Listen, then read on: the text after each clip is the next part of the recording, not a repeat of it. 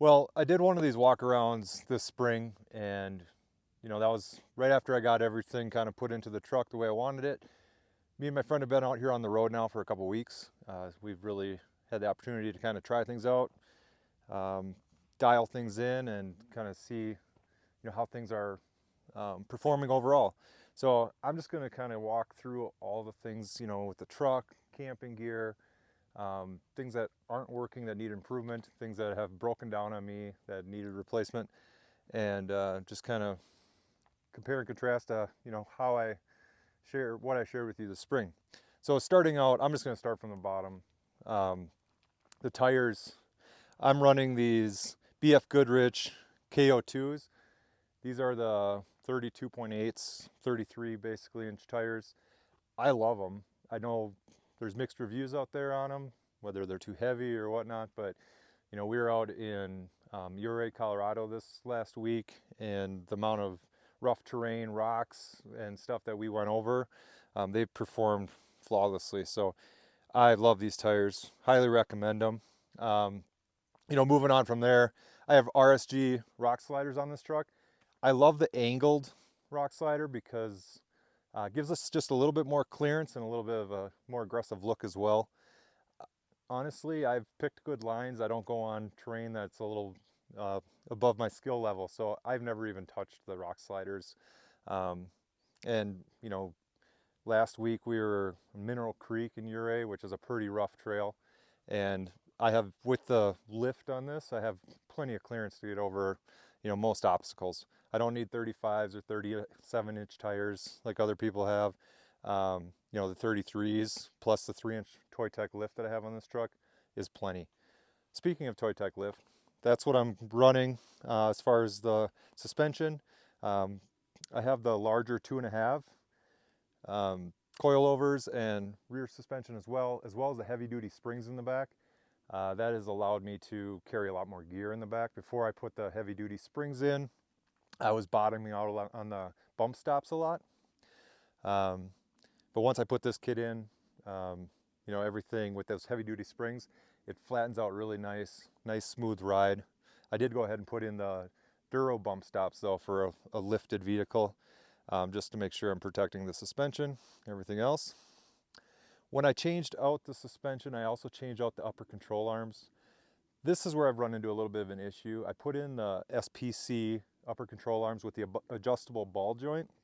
And if you kind of can come in here and see, the issue I had after only running them for about 10 months is the bushings up here.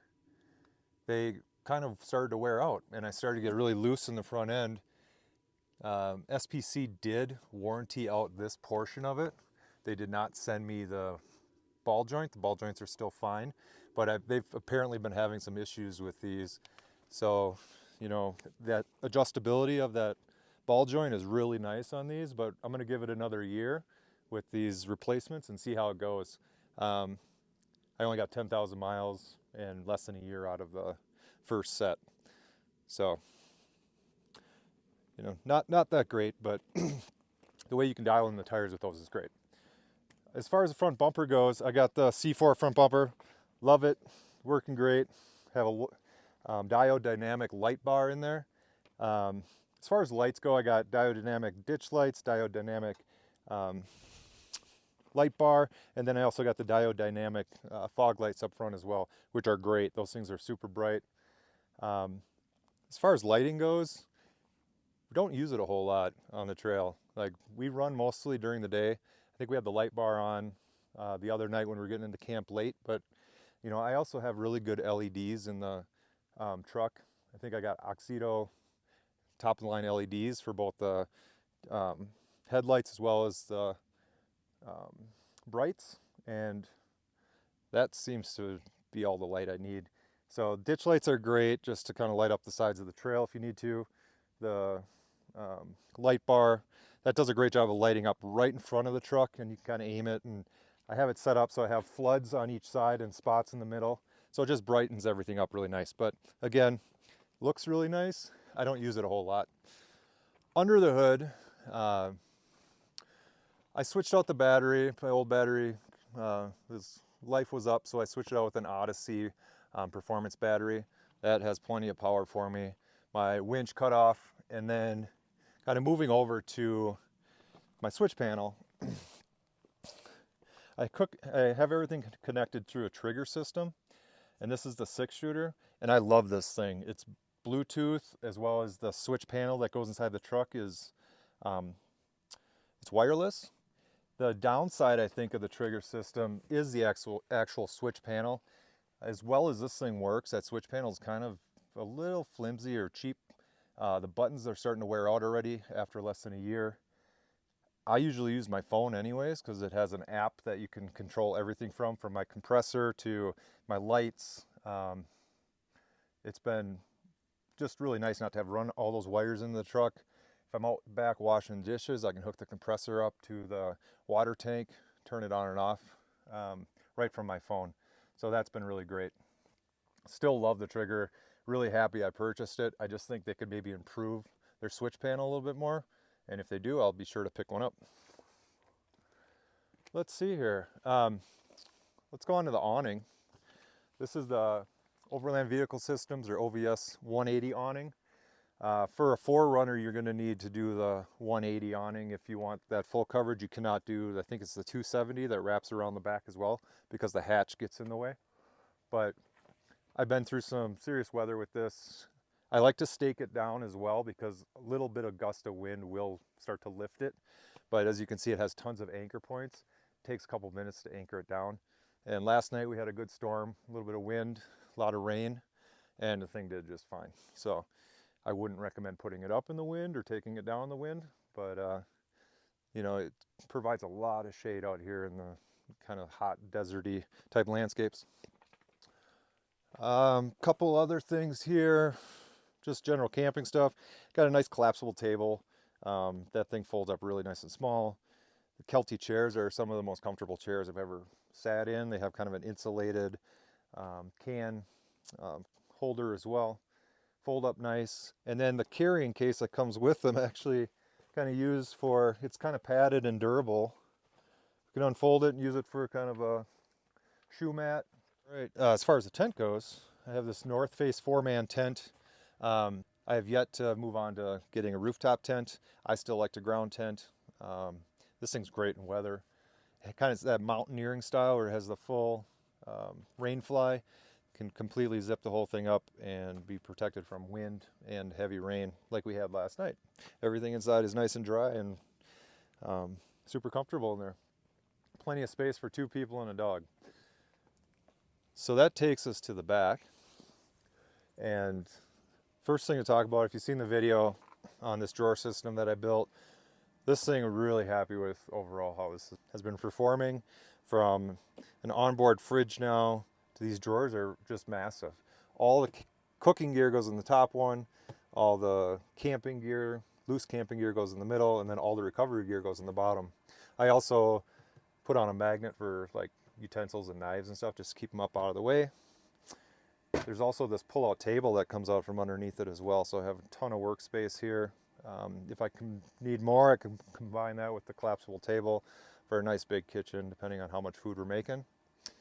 Up top on that, I created the strap system with just these like cooler tie-down mounts, and then I can strap down all my camera gear, battery, an extra like cargo box up there, and then all my Sceptor water tanks go up there as well, and I just can clip everything together. We've been on some really rough trail, and everything kind of does a great job of staying in its place. Although up front I have kind of a rubber mat that keeps everything from shifting. Back here, it's just sitting right on top of the wood, so that's something I'm going to improve on. This is putting that rubber back here as well. That'll help everything from shifting around a little bit. All right, so as far as the stove goes, my previous drawer system, I had a giant pull-out stove that it would hook up to a propane tank, and that thing was massive. It took up half my drawer system, and so when I rebuilt the drawer system, I wanted to create a lot more space savings, and I got rid of that stove and got the Jetboil Genesis, which collapses down something nice and small. It gives me tons of room inside for all the extra gear I need. Really happy with it. My friend Tim has been cooking for me all week, and he just loves this thing. He's been able to really dial it in, get the right temperature that he needs. It's really highly adjustable. So love this thing, highly recommend it.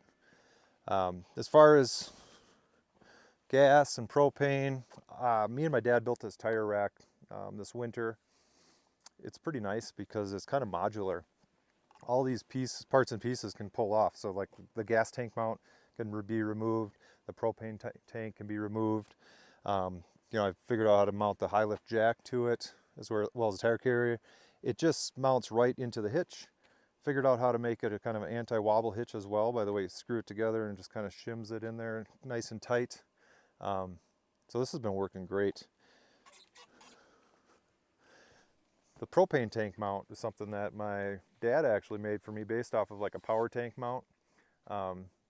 This has been great. I had a power tank 5-pound mount, but found this 10-pound propane tank and just made a new mount for it.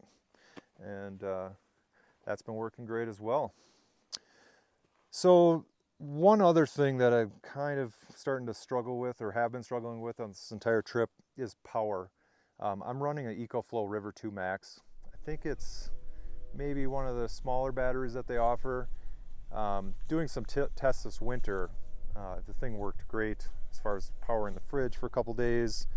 On the trail, when things are hot, that's not necessarily the case. We're kind of constantly fighting it, trying to keep it charged enough. I'm just not getting enough power from the car. While we're traveling, I have it plugged into the back, kind of cigarette lighter, DC charger back there.